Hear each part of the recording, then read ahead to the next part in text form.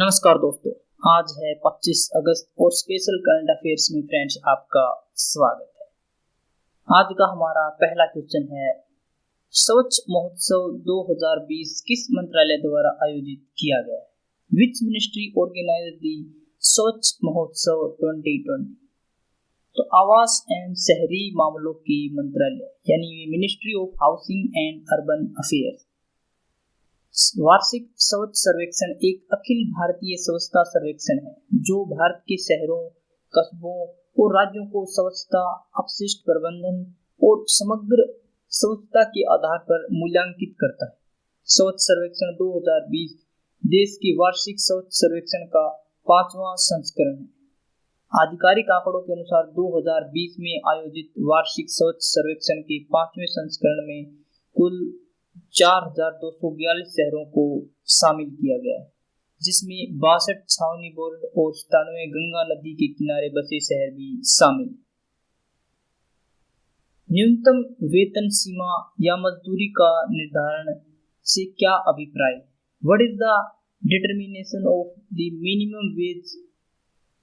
तो यह एक आधारभूत मजदूरी दर है जिसके नीचे न्यूनतम मजदूरी राज्य सरकारों द्वारा तय नहीं की जा सकती। This is a basic wage rate below which the minimum wage can not be fixed by the state governments. वेतन संहिता 2020 न्यूनतम वेतन सीमा या मजदूरी की अवधारणा को प्रस्तुत करती है, जो केंद्र सरकार को श्रमिकों के न्यूनतम जीवन स्तर को ध्यान में रखते हुए न्यूनतम वेतन सीमा तय करने का अधिकार प्रदान करती है। वेतन संहिता विभिन्न भौगोलिक क्षेत्रों के लिए अलग अलग न्यूनतम वेतन सीमा निर्धारित करने की अनुमति देती है। इसने उन क्षेत्रों में एक आर्थिक शंका को उत्पन्न किया है जिन क्षेत्रों में मजदूरी अधिक है परंतु कम दी जाती है। इसके अलावा वेतन नियम केंद्र सरकार द्वारा न्यूनतम वेतन सीमा दरों के निर्धारण के लिए सटीक मानदंडों की रूपरेखा प्रस्तुत नहीं करते। एक मिनिमम वेज, आप किसी को अपने घर पे या किसी भी आपकी कंपनी में, फैक्ट्री में काम पर रखते हैं किसी मजदूर को, तो उसके लिए एक मिनिमम वेज कितनी हो, उसको मिनिमम उससे नीचे वेतन नहीं दिया जाना चाहिए। ये सब केंद्र सरकार निर्धारित करती है और उन्हीं जो केंद्र सरकार निर्धारित करती है मिनिमम वेज, जो गवर्नमेंट ऑफ किसी भी स्टेट की जो गवर्नमेंट है वो उस वेज से नीचे उसको निर्धारित नहीं कर सकती है। मान लीजिए 300 रुपये per day minimum wage central government ने रख दिया है, तो अब जो भी स्टेट है, कोई भी स्टेट इंडिया का 300 से नीचे उस मिनिमम वेज को नहीं कर सकता है। ऐसा प्रावधान है वेतन संहिता 2020 में। तीस्ता नदी का अस्तित्व कैसा है? How does the Teesta river exist? तो हिमालय से उत्पन्न होने वाली सिक्किम तथा पश्चिम बंगाल से होकर असम में ब्रह्मपुत्र नदी, बांग्लादेश में जमुना नदी में विलय होने वाली तीस्ता नदी के जल का बंटवारा भारत और बांग्लादेश के बीच संभवतः सबसे बड़ा विवाद है। The sharing of waters of the Teesta river originating from the Himalayas and merging with Brahmaputra River, Jammu River in Bangladesh, in Assam via Sikkim and West Bengal is perhaps the biggest dispute between India and Bangladesh. Teesta नदी सिक्किम के लगभग पूरे मैदानी इलाके को cover करने के साथ साथ बांग्लादेश के लगभग 2800 वर्ग किलोमीटर क्षेत्र को भी कवर करती है, जिसके कारण यह इन क्षेत्रों में रहने वाले हजारों लोगों की जल संबंधी आवश्यकता के लिए काफी महत्वपूर्ण है। वहीं पश्चिम बंगाल के लिए भी तीस्ता नदी उतनी ही महत्वपूर्ण है जितनी सिक्किम और बांग्लादेश के लिए है।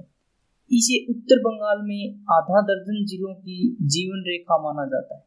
दोनों देश सितंबर 2011 में जल साझाकरण समझौते पर हस्ताक्षर करने की अंतिम प्रक्रिया में थे, किंतु पश्चिम बंगाल की मुख्यमंत्री ममता बनर्जी ने इस पर आपत्ति जताई और इस समझौते को रद्द कर दिया है। लेकिन एक बार फिर अब प्रधानमंत्री नरेंद्र मोदी 2020 के अंदर इस समझौते के लिए बांग्लादेश से बातचीत करने वाली। बाउंड्री वर्किंग ग्रुप क्या है? What is boundary working group? तो बाउंड्री वर्किंग ग्रुप भारत और नेपाल सरकार द्वारा गठित एक संयुक्त agency. The boundary working group is a joint agency found by the government of India and Nepal. इस एजेंसी का गठन 2014 में किया गया था।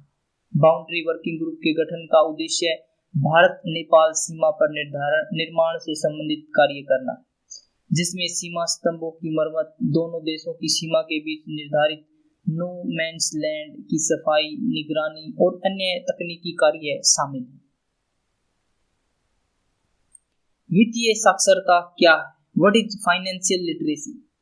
तो आर्थिक सहयोग एवं विकास संगठन के अनुसार वित्तीय निर्णय लेने के लिए या व्यक्तिगत वित्तीय कल्याण हासिल करने के लिए इसे वित्तीय जागरूकता, ज्ञान, कौशल, दृष्टिकोण और आवश्यक व्यवहार के संयोजन के रूप में परिभाषित किया जाता है।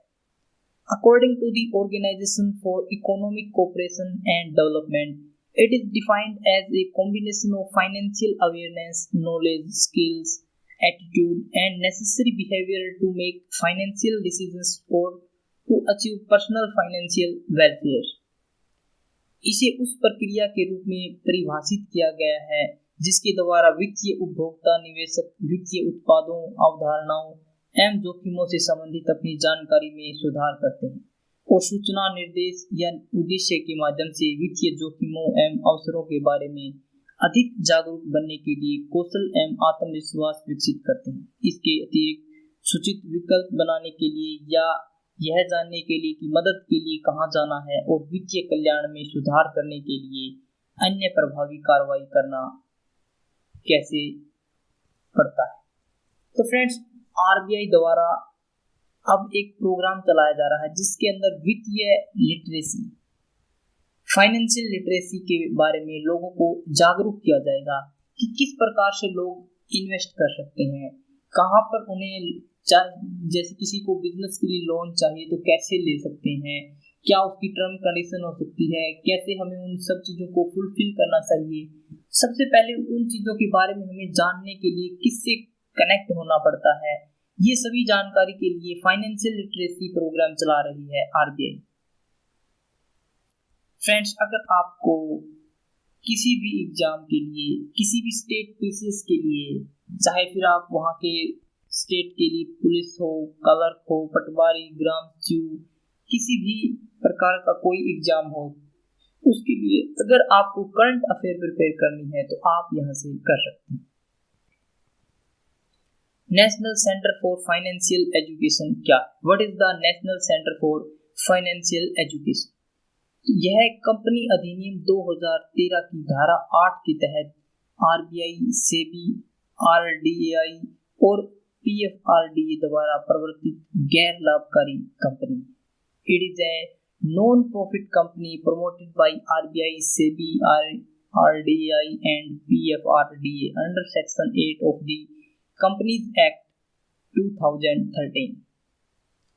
यह धन का बेहतर प्रबंधन करने और भविष्य की योजना बनाने के लिए पर्याप्त ज्ञान, कौशल, दृष्टिकोण एवं व्यवहार विकसित करने हेतु जनसंख्या के विभिन्न वर्गों को सशक्त बनाने के लिए बहुहितधारक के नेतृत्व वाले दृष्टिकोण पर जोर देती है। इसने देश में वित्तीय शिक्षा के प्रसार के लिए 5C दृष्टिकोण की सिफारिश की है। 5C मतलब सामग्री यानी कि कंटेंट, जनसंख्या के विभिन्न वर्गों के लिए वित्तीय साक्षरता सामग्री उपलब्ध कराना।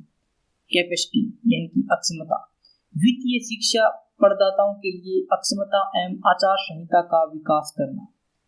तीसरा है C है कम्युनिटी, समुदाय, विकसित समुदाय द्वारा वित्तीय साक्षरता को स्थायी रूप से प्रसारित करने के लिए नेतृत्व करना।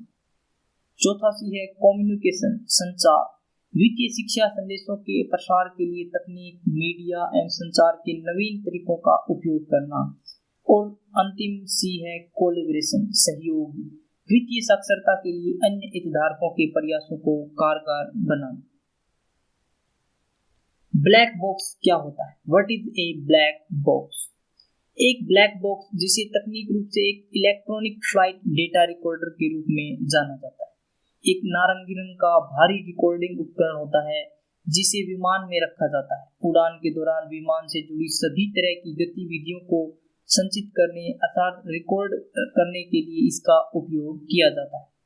A black box, technically known as an electronic flight data recorder, is an orange-colored heavy recording device mounted on an aircraft. It is used to record all types of activities related to the aircraft during the flight.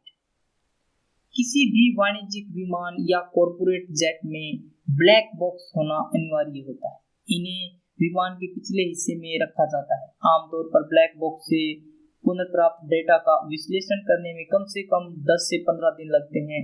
Black box का उपयोग विमानों के अलावा railway, car आदि वाहनों में भी किया जाता है। इसका आविष्कार 1958 में एफडीआर या सीवीआर प्रोटोटाइप का निर्माण करने वाले पहले ऑस्ट्रेलियाई वैज्ञानिक डेविड वॉरेन ने किया था।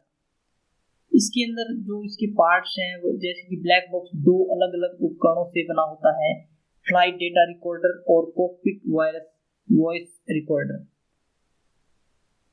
एफडीआर विमान की गति, ऊंचाई, शीर्ष पर गति और ईंधन की प्रवाह जैसी चीजों को रिकॉर्ड करता है। सीवीआर में कॉकपिट में हुई बातचीत को रिकॉर्ड किया जाता है। नागरिक उड्डयन सुरक्षा ब्यूरो संबंधी किससे?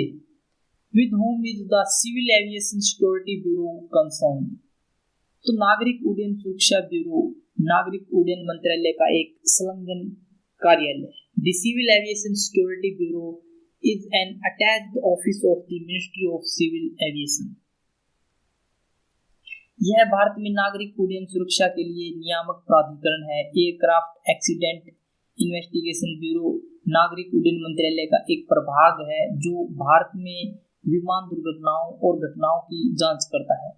लोकसभा ने विमान संशोधन विधेयक 2020 पारित किया है जो विमान अधिनियम 1934 में संशोधन करता है। विज्ञान ज्योति योजना किसके द्वारा शुरू की गई है? Vigyan Jyoti scheme has been launched by which ministry? तो department of science and technology, विज्ञान और प्रौद्योगिकी विभाग द्वारा विज्ञान ज्योति योजना शुरू की गई है। इस योजना का उद्देश्य है स्टेम शिक्षा क्षेत्र में महिलाओं का प्रतिशत बढ़ाना। इस योजना के अंतर्गत छात्राओं के लिए भारतीय प्रौद्योगिकी संस्थानों और राष्ट्रीय प्रयोगशालाओं में विज्ञान शिविर का आयोजन किया जाएगा। साथ ही विज्ञान एवं प्रौद्योगिकी कॉरपोरेट विश्वविद्यालयों तथा डीआरडीओ जैसे शीर्ष संस्थानों में कार्यरत सफल महिलाओं से शिविर के माध्यम से संपर्क स्थापित करवाया जाएगा। स्वतंत्रता एक वरदान है जिसे पाने का अधिकारी हर कोई। संविधान के अंदर भी हमें स्वतंत्र रहने का, स्वतंत्रता रूप से बोलने का, स्वतंत्र रूप से खाने का, हर प्रकार से स्वतंत्रता का अधिकार दिया हुआ। लेकिन काफी अब ऐसे संविधान के अंदर संविधान को कह सकते हैं कि मॉडिफाई किया जा रहा है, अमेंडमेंट करके ऐसे ऐसे नियम बनाए जा रहे हैं जो कहीं ना कहीं हमारी आजादी के ऊपर थोड़ा कंट्रोल करते हैं। जैसे कि हम किसी को अपनी प्राइवेसी नहीं बता सकते, लेकिन कुछ दिनों से ऐसे नियम, ऐसे जैसे कि कार्ड हैं, ऐसे एप्लीकेशन हैं, सोशल मीडिया से आप कह सकते हैं डिजिटल प्लेटफॉर्म जब से हमारे समाज के अंदर आया है तब से हमारी प्राइवेसी बिल्कुल न के बराबर हो गई है। कुछ भी हम आज कह सकते हैं कि हम अगर प्राइवेट हमारा कुछ भी है तो शायद ऐसा इम्पॉसिबल ही है कि हमारा कुछ भी प्राइवेट होगा, क्योंकि हर जगह हर जानकारी के बिना हम कुछ भी नहीं कर सकते हैं। कोई भी एप्लीकेशन चलाते हैं तो उसमें इतने सब कुछ जान लिया जाता है। पहले हमसे परमिशन अगर आप उनको अलाउ नहीं करोगे तो ऐप ही नहीं चलेगा। तो काफी गलत हो रहा है आजकल। आज के टाइम में हमें एआई चाहिए, हमें आर्टिफिशियल इंटेलिजेंस की जरूरत है, लेकिन इस प्रकार से नहीं है कि हमारी प्राइवेसी ही उसके अंदर गायब हो जाए। Question of the day friends, boundary working group Bharat और किसके बीच है? ऑप्शन ए है नेपाल, ऑप्शन बी चीन, ऑप्शन सी पाकिस्तान और ऑप्शन डी बांग्लादेश। किन दो देशों के बीच है बाउंड्री वर्किंग ग्रुप? फ्रेंड्स, अगर आपको वीडियो अच्छी लगी तो इसे लाइक करें, शेयर करें और हमारे चैनल को सब्सक्राइब करें ताकि आपको नोटिफिकेशन मिलता रहे जब भी हम कोई अपनी वीडियो अपलोड करते हैं। फ्रेंड्स, अगर आपको इसकी पीडीएफ चाहिए तो आप हमारे टेलीग्राम ग्रुप से डाउनलोड कर सकते हैं, जिसका लिंक हमने डिस्क्रिप्शन बॉक्स में दिया हुआ है। आज के लिए इतना ही फ्रेंड्स। Thanks for watching.